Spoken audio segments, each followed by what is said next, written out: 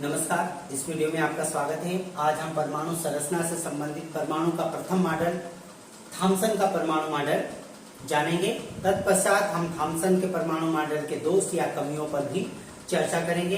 तो आइए जानते हैं थॉम्सन ने अपना परमाणु मॉडल कब प्रतिपादित किया। इसके पश्चात हम चित्र के माध्यम से थॉम्सन का परमाणु मॉडल जानेंगे।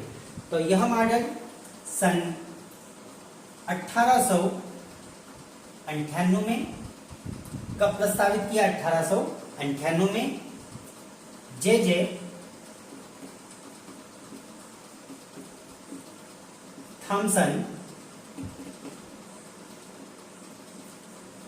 थॉम्सन द्वारा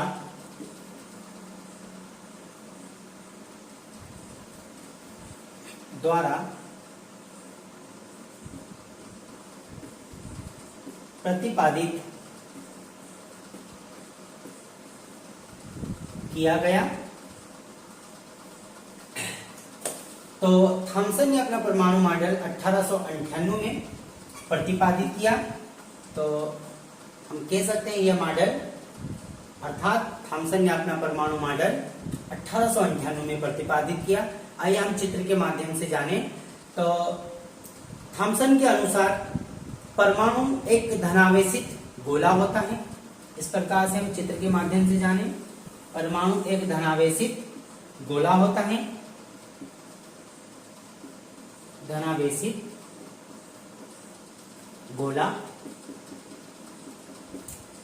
थॉम्सन के अनुसार परमाणु एक धनावेशित गोला होता है जिसके मध्य में ऋणावेशित कण अर्थात इलेक्ट्रॉन बिखरे रहते हैं। थॉम्सन ने यह अपना परमाणु मॉडल इलेक्ट्रॉन और प्रोटॉन की खोज के पश्चात प्रतिपादित किया था। अर्थात इलेक्ट्रॉन और प्रोटॉन की खोज के पश्चात जे थॉम्सन ने यह अपना परमाणु मॉडल प्रस्तावित किया था। थॉम्सन के अनुसार परमाणु धनावेशित गोला होता है जिसके मध्य में ऋणावेशित इलेक्ट्रॉन बिखरे रहते हैं। इलेक्ट्रॉन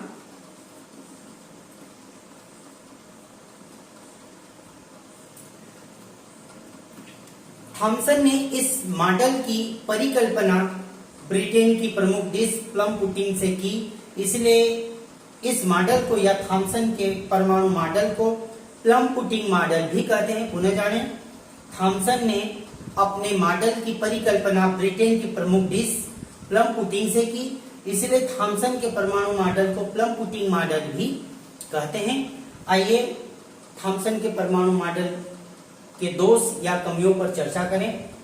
तो दोष,